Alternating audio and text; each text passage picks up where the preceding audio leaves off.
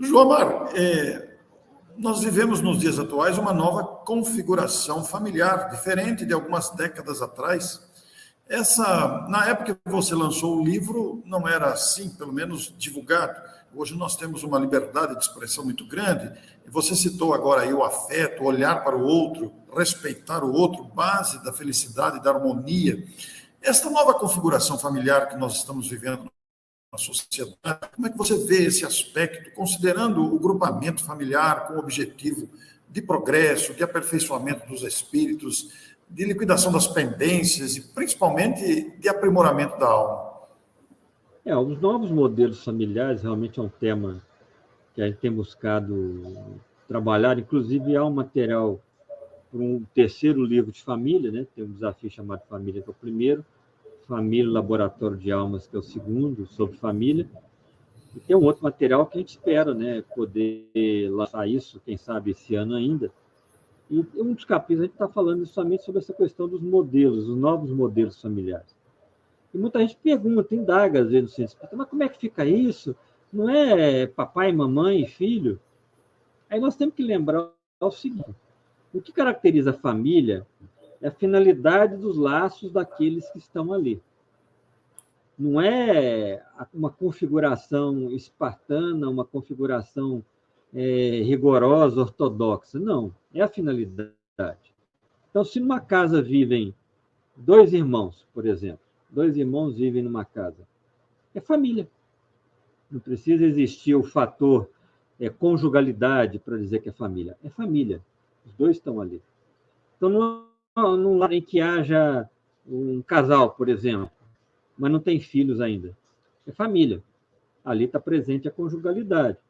Se você recuar ao modelo de família no final do século XIX, começo do século XX, você diria que não é família, porque no século XX vigorou aquela ideia de que família era o casal heterossexual com filhos.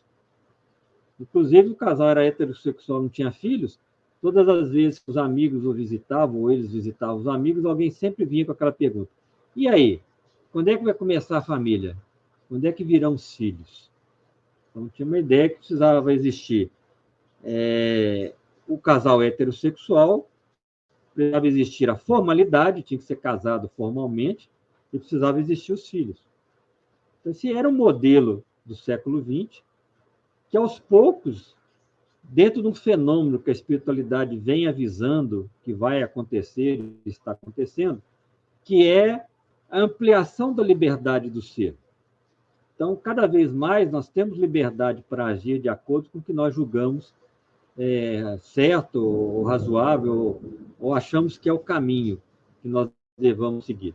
Tudo isso é um processo natural e previsto pelas leis divinas e vai se intensificando nesse terceiro milênio. Por quê?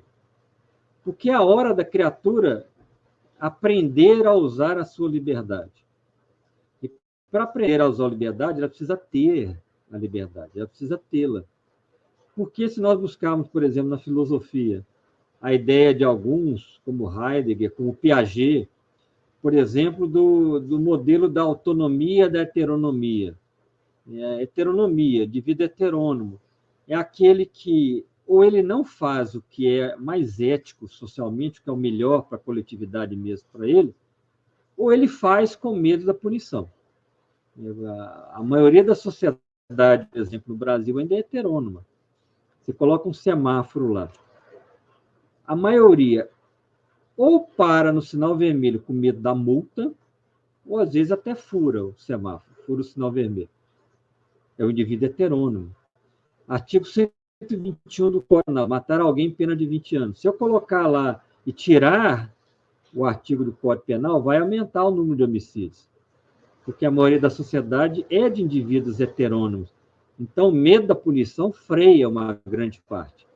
E uma parte menor, mesmo com a punição, acaba fazendo aquilo pela falta de bom senso, maturidade e equilíbrio, e acaba fazendo. Então, até então, a sociedade ela vigorava com uma série de ações por medo. Eu não vou falar medo. E as pessoas, por exemplo, divorciavam antes de existir o divórcio, separavam, não podia divorciar, e tinham que viver com outra pessoa de uma maneira clandestina, digamos assim. Porque não podia casar, Porque ou era desquitado, não podia casar, ou não sabia, fugiu do casamento, por exemplo, com a questão de violência, e não queria desquitar. Mas, de qualquer maneira, não poderia casar novamente, então tinha que viver. Aí veio avançando os modelos de família. Então, olha, esse negócio de formalidade, o importante não é a formalidade, é o compromisso de duas criaturas que vivem juntas. Então, no caso do Brasil, por exemplo, tivemos o entendimento da união estável. Então, não importa o casamento formal, importa estar juntos. Depois veio aquela, não, mas espera lá, por que tem que ser só homem e mulher? Se não tem vontade em dividir o espaço conjugal e duas mulheres, isso é de cada um. O que eu tenho a ver com a orientação sexual do meu próximo? O que isso tem a ver comigo? Se me incomodar, porque eu estou errado. Por que isso me incomoda? Então, peraí, então é a vaidade, a imposição de modelo. Não, qual o problema? Não, mas os espíritos, sim, os espíritos falam que realmente o espírito, quando ele evolui lá adiante, ele respeita a ferramenta. Se ele reencarnar para determinada missão na reencarnação, ele vai cumprir essa missão. Reencarnou no corpo feminino, por exemplo. Ele vai fazer as ações que o corpo feminino o convida a fazer. Mas se ele for uma alma que está ainda com uma tendência mais masculinizada, porque várias reencarnações seguidas ele renasceu no corpo masculino e ainda traz aquela, ainda latente dentro dele, porque o espírito não tem sexo. Ele vai reencarnar no corpo feminino e masculino ao longo das reencarnações. Só que para fixar valores e ensinamentos, ele repete por um tempo. Então, está na masculinidade, vai reencarnar várias reencarnações masculinas. Em determinado momento, ele vai começar novamente, vai recomeçar a reencarnar no corpo feminino, vai repetir encarnações no corpo feminino, para fixar as experiências. Porque se cada um reencarnar a hora, numa encarnação masculina, outra feminina, outra masculina e feminina, não fixa direito, não dá tempo. Vira uma bagunça a cabeça a mente do espírito. Peraí, deixa eu repetir, né? Porque a educação ela se funda na repetição.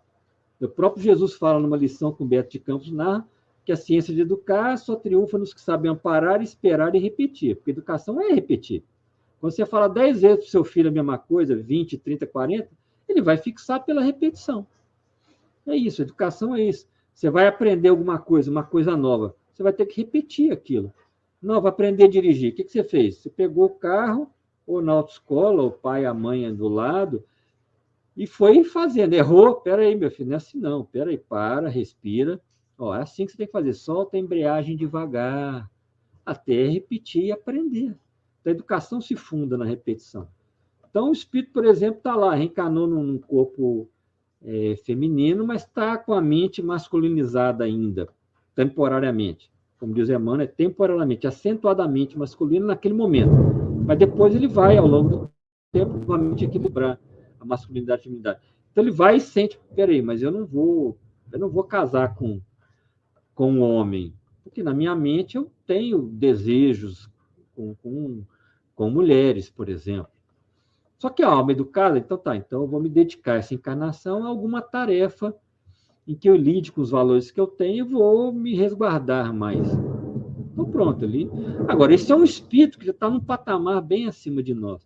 Até porque na hora que a gente for se educando, muita coisa vai deixar de existir na Terra. A polícia, por exemplo, vai deixar de existir. Agora, dá para acabar com a polícia hoje? Não dá. Médicos do corpo, vai precisar de médico igual hoje? Não vai precisar. Porque a alma se educando, ela vai saber o que é bom para ela na alimentação. Nós não vamos comer carne no futuro, não vamos comer produtos industrializados, não vamos precisar de tanta alimentação, vamos sutilizar, mas isso é para frente. Então, não vai precisar de médico, não vai precisar de advogado, porque ninguém vai estar desrespeitando as leis como hoje. Então, tem muita coisa que no futuro não vai ser assim. Sim, de fato. Mas hoje ainda é. Então, se a alma sente a necessidade de formar um ambiente conjugal, para que ela vai se violentar? Não, eu estou no corpo feminino, eu vou casar com um homem. De repente, vai fazer um homem feliz. Porque, de fundo, você não vai. De repente, aquele homem vai confiar que você